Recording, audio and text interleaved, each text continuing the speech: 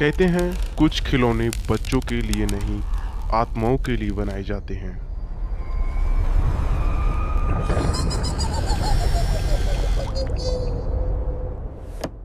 और ऐसी ही एक गुड़िया ने एक परिवार की जिंदगी हमेशा के लिए ही बदल दी।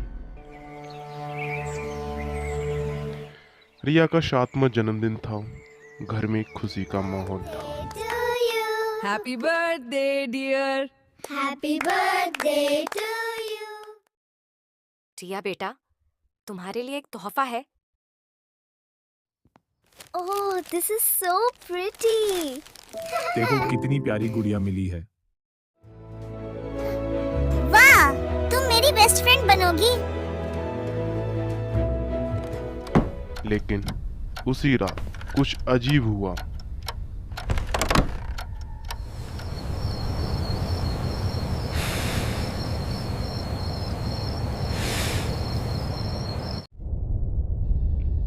गुड़िया बिस्तर से गिरी और अपने आप खड़ी हो गई। रिया के पास लेटी हुई थी और उसे देख रही थी।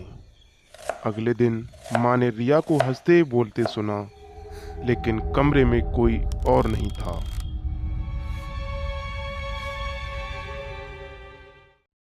रिया, तुम किससे बात कर रही हो? ये मेरी बेस्ट फ्रेंड है।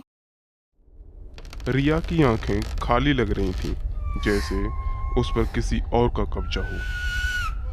धीरे धीरे घर में अजीब घटनाएं होने लगीं। खिलौने अपने आप हिलते और कभी टीवी बिना बिजली के चलने लगता। बस अब यह गुड़िया नहीं रहेगी। उन्होंने गुड़िया को आग में फेंक दिया, लेकिन अगले ही दिन वो रिया के कमरे में मिली।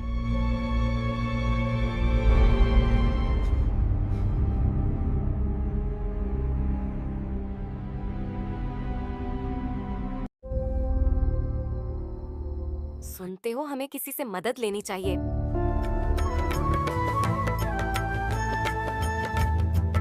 घर में एक पंडित बुलाया गया, जिसने साफ कहा, ये गुड़िया आत्मा से बंधी है। अगर इसे रोका नहीं तो यह रिया की आत्मा को अपने साथ ले जाएगी।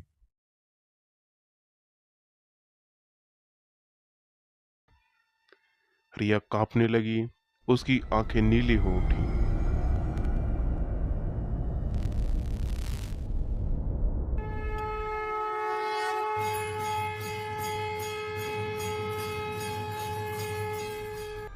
और गुड़िया हवा में तैरने लगी। तुम इसे मुझसे नहीं ले सकते। अगली सुबह सामान्य सा लग रहा था।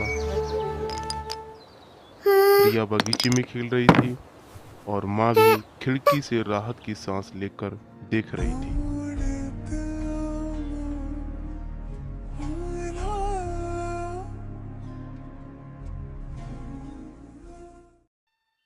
कुछ खेल कभी खत्म नहीं होते।